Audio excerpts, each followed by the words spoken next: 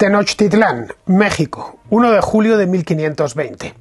El conquistador español Hernán Cortés había calculado mal. Tras haber entrado en la ciudad azteca de Tenochtitlán 7 meses antes, él y su pequeño ejército se encontraban en una situación desesperada. Moctezuma, tanto su protector como su prisionero, había muerto golpeado por una piedra arrojada por sus furiosos súbditos, que ahora se enfurecían contra los invasores.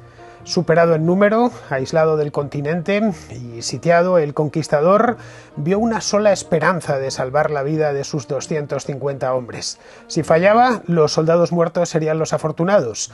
Los infortunados cautivos podían esperar que sus corazones aún latientes fueran arrancados de sus pechos. Los españoles empaquetaron todos los artículos de valor que podían acarrear y escaparon de la ciudad a medianoche, valiéndose de puentes portátiles construidos en secreto para cruzar los canales. El oro era demasiado pesado y terminó en el fondo del lago de Texcoco, pero Cortés conseguiría escapar de Tenochtitlán, se reagruparía y reconquistaría la ciudad. En solo 14 meses, la civilización azteca estaría en ruinas, víctima de los conquistadores españoles, sus microbios y su insaciable ansia de oro y plata. Pero el verdadero tesoro de México, que al final tendría un impacto comparable al de todos los metales preciosos del Nuevo Mundo, pronto encontraría su camino en un barco hacia Europa, para cambiar para siempre el curso de la historia. Hablo, por supuesto, del tomate. Bien, así empieza, me he limitado a leéroslo, traducido al español eso sí, un libro que acabo de terminar hace muy poco, la otra noche, hace 2 noches exactamente, y que me ha encantado. Es un ensayo sobre la historia del tomate, sí, el tomate, esa hortaliza tan sabrosa sin la cual sería imposible entender la gastronomía mediterránea, concretamente la española o la italiana. El libro acaba de publicarse en inglés, que ha salido este mismo mes, yo según lo vi me lo descargué, pero cuando lo vi pues no pude resistir las ganas de comprarlo y de leerlo, por supuesto, y me lo descargué en el Kindle. Y ha caído, pues no sé si en tiempo récord, pero bastante rápido. Espero que pronto lo traduzcan y lo publiquen en castellano porque es realmente entretenido. Os dejo el enlace en la descripción de este vídeo por si os lo queréis descargar. Lo tienen también en papel, eso sí, pero os lo envían desde Estados Unidos y eso, como bien sabéis, se demorará unos días, no menos de 5 o 6. Bien, antes de leer este libro, que es un libro breve, en papel he ido a mirarlo y tiene solo 320 páginas, se lee en unos pocos días. Yo la verdad es que del tomate sabía muy poco. Sabía que se lo habían encontrado los hombres de Cortés en México y que se lo trajeron a España, donde arraigó muy bien en ciertas zonas del país, especialmente los valles del Guadalquivir, del Ebro y la costa mediterránea. Sabía también que a mediados del siglo XVI llegó a Italia y gracias a eso se pudo inventar posteriormente la pizza o los espagueti boloñesa. Los espagueti ya estaban inventados, pero la salsa boloñesa necesitaba tomate y el tomate tuvo que llegar de América. Bien, tanto la pizza como los espagueti boloñesa hoy son 2 platos universales. Pero mi conocimiento de la historia del tomate no iba más allá de esto, así que prácticamente todo con lo que me he encontrado en este libro eran cosas que no sabía. Y a mí la verdad es que me gusta mucho aprender cosas que no sé. No sabía, por ejemplo, que tardó tanto tiempo en ser aceptado en buena parte de Europa y sobre todo en Estados Unidos. Ahora os lo cuento.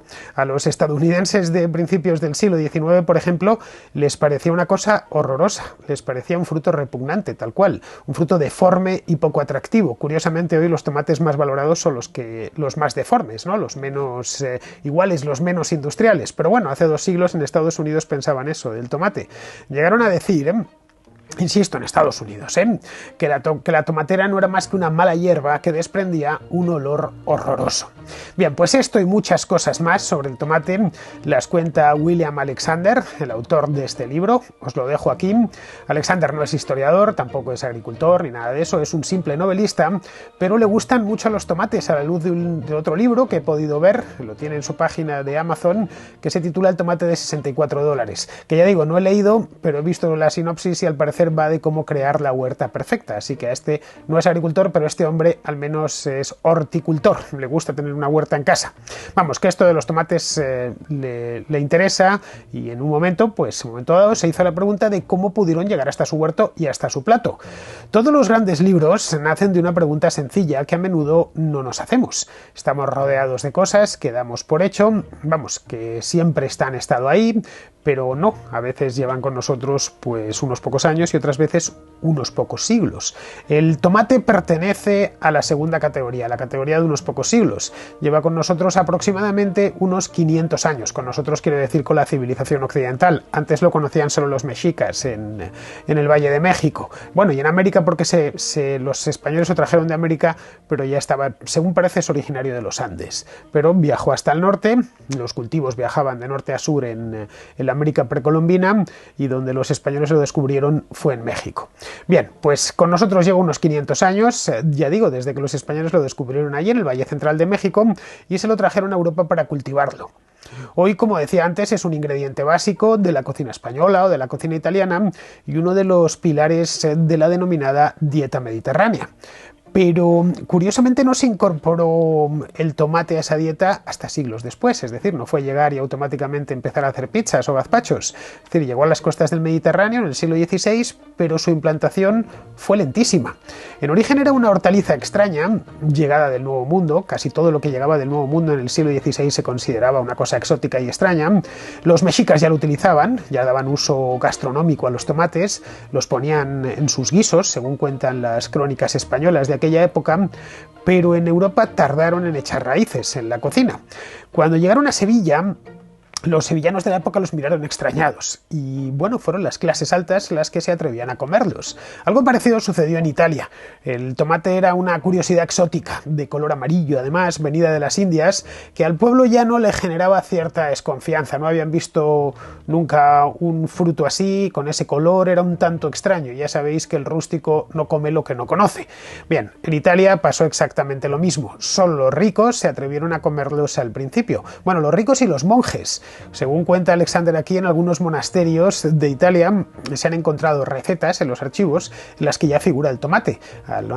Una receta muy italiana, la frittata, es decir, eso del tomate frito. En una palabra, pues ya los monjes del siglo XVII, no del XVI, sino del XVII, en Italia ya lo hacían. El siglo XVII, finales del XVII exactamente, es casi ya 2 siglos después de su llegada a Europa, así que hasta los monjes se lo tomaron con bastante tranquilidad. En España el tomate se le llamó así porque escucharon a los mexicas cómo se referían a él. Se referían a él en su lengua, náhuatl, y lo llamaban tomatl, que significa, según parece, fruta hinchada. En inglés, francés y alemán lo tomaron del español, pero no en italiano. Allí le empezaron a llamar pomodoro, es decir, manzana de oro, porque lo que tenían en la mano cuando les llegó el primero, pues o cuando criaron el primero, era de color amarillo y les parecía de amarillo dorado y les parecía una manzana de oro. Bien, ya fuese amarillo o rojo, el hecho es que no fue hasta principios del siglo XIX, hace relativamente poco tiempo, hace apenas 2 siglos, cuando el cultivo de las tomateras se extendió por el sur de España e Italia. Hacía falta cultivar muchos tomates porque en algunos platos de la cocina local, como el gazpacho en el sur de España o la pizza en el sur de Italia, empezaron a ponerle tomate de forma espontánea. No sabemos en qué momento exacto, ni por qué, ni cómo tampoco, pero sabemos que a finales del siglo XVIII unos napolitanos empezaron a ponerle tomate. En la pizza empezaron allí en esta ciudad, ya digo, mediados, finales del siglo XVIII, y fue ahí entre Andalucía y Nápoles donde el tomate dejó de ser un ingrediente y una comida de snobs y se convirtió pues en algo parecido al alimento del pueblo, por lo menos del pueblo del sur de Italia y del sur de España. Que italianos y españoles comiesen tomate a 2 carrillos era algo que a los anglosajones no les gustaba mucho, lo miraban con cierto recelo.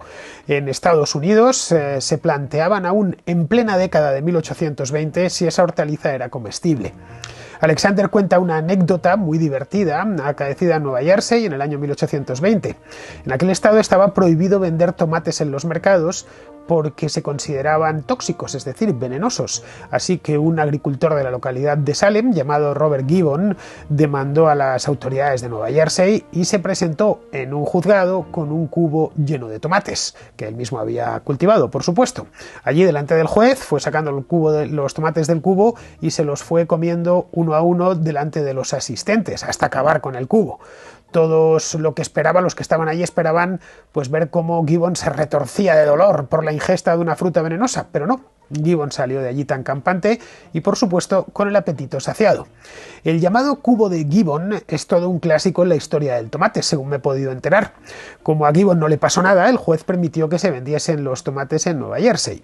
Al principio costó un poco, eso sí, costó un poco que los estadounidenses se acostumbrasen a ellos, pero bueno, como están tan ricos y sirven para casi cualquier plato, en pocos años ya se cultivaban por todas partes. Empezaron en Nueva Jersey y ya allá donde se podía cultivar en tomate en Estados Unidos empezaron a cultivarlo. Desde hace 40 años se celebra, desde principios de los 80, se celebra en Salem, en este pueblo de Nueva Jersey, el día de Robert Gibbon, que es un día dedicado a comer tomate en distintas formas. Montan al parecer una pequeña feria con puestos de comida y, bueno, recuerdan a Gibbon, que según ellos fue la primera persona que se comió un tomate en los Estados Unidos. Bueno, eso no es del todo cierto. Según cuenta Alexander, se sabe, por ejemplo, que Thomas Jefferson había comido tomate a finales del siglo XVIII porque está documentado. Jefferson era un hombre de mundo que había viajado por Europa, así que quizás se lo vio comer, no lo sé, a los españoles o a los italianos o a los franceses y simplemente les quiso imitar. Pero bueno, no era una comida a finales del siglo XVIII que los estadounidenses quisiesen comer. Jefferson era un tanto particular en ese aspecto, era un tipo cosmopolita. Para la segunda mitad del siglo XIX el tomate ya se había instalado firmemente en toda Europa y también en los Estados Unidos. Es una hortaliza que, como bien sabemos, necesita sol y mucha agua, lo que permitía cultivarlo pues en prácticamente todo el continente europeo durante el verano y buena parte del continente americano. En el sur de Europa, donde los veranos son más prolongados, los cultivos de tomate se extendieron con mucha rapidez y en mucha más superficie y, sobre todo, y esto es importante, se industrializaron. Así fue como nació la industria tomatera, que hoy mueve miles de millones de euros en todo el mundo. El tomate se demostró pronto como un cultivo muy rentable y sigue siéndolo, porque sus cosechas eran abundantes y su demanda, que es lo más importante, más abundante aún. Es una hortaliza que se cultiva bien en grandes cantidades, es muy nutritiva, sabrosa y aporta color a la comida. Ya se sabe que no solo comemos con la boca, también lo hacemos con los ojos, por lo que el aspecto de un plato importa bastante, sobre todo para despertarnos el apetito. El problema es que los tomates hay que consumirlos frescos, eso lo sabe cualquiera. Quien haya dejado un tomate, especialmente en verano que hace calor, habrá visto que se le estropea pronto, vamos, que hay que comerlos casi recién cortados. De lo contrario, se estropean a muchísima velocidad. Eso a los italianos les preocupaba, porque claro, necesitaban tomates todo el año para hacer sus pizzas y condimentar la pasta. Así que empezaron a conservarlos en latas. Eso requirió mucho ingenio, que los italianos siempre han ido sobrados de ello, y bastante trabajo, mucho trabajo agronómico, para desarrollar nuevas variedades. Los agricultores napolitanos desarrollaron una variedad de tomate a la que llamaron San Marzano, que seguramente habréis oído hablar de él. El San Marzano es un tomate pequeño, es alargado y de piel muy fina, que es perfecto para conservar en lata, y luego esa lata pues se pone como base a la pizza. Las pizzas napolitanas, dignas de tal nombre, llevan siempre tomate San Marzano o, en su defecto, uno que se llama pomodorino vesuviano, es decir, tomatito del Vesubio, que es una pequeña delicia creada a principios del siglo XX y que, como su nombre indica, pues se cultiva en las faldas del volcán del Vesubio. Tiene, por supuesto, una denominación de origen, solo faltaba. Bien, a partir de ahí vino todo lo demás. Vinieron todas las salsas que incorporan tomate, que son muchísimas en todo el mundo. La más famosa de todas es el ketchup, que apareció en Estados Unidos a mediados del siglo XIX. Primero como una especialidad casi campesina, y luego ya en modo industrial, gracias a la compañía Heinz, una conservera muy famosa, fundada en Pittsburgh por el hijo de unos emigrantes alemanes, que se llamaba Henry Heinz. El Heinz Tomato Ketchup fue lanzado al mercado en el año 1876 y fue un éxito casi inmediato. En pocos años ya se producían millones de botellas de una salsa bien conocida por todos, una salsa viscosa, de color rojo intenso, hecha de tomate, vinagre, azúcar y especias. El ketchup hoy es inseparable de la gastronomía estadounidense. No hay hamburguesa, hot dog o french fries que no se condimenten con ketchup. El ketchup es polémico, para unos es indispensable, en cambio para otros es un modo especialmente abyecto de estropear el tomate. Los niños les gusta mucho, a los mayores no tanto, aunque hay mayores que son muy aficionados al ketchup. En la zona del Mediterráneo se sigue comiendo mucho tomate, muchísimo más tomate que hace 200 años. Sin él, como os decía antes, la cocina española, la francesa o la italiana serían muy distintas y necesariamente peores a como son. Algunos platos, como el gazpacho o el salmorejo, que ya existían de otra manera antes de la llegada del tomate, pero que el tomate los transformó radicalmente, hoy nos parecerían irreconocibles. Vamos, que no los llamaríamos gazpacho directamente. Hay infinidad de variedades de tomate, se han contado miles, algunas muy valoradas por los gastrónomos, como el tomate Raf, que es de origen español y que se desarrolló hace poco tiempo, o el tomate Santorini, que es de origen griego. Cada una de estas variedades tiene su uso, su momento y su plato. Si Hernán Cortés viese el aprovechamiento que le hemos terminado dando a esas humildes semillas que sacó de Tenochtitlán en 1520, se quedaría sorprendido.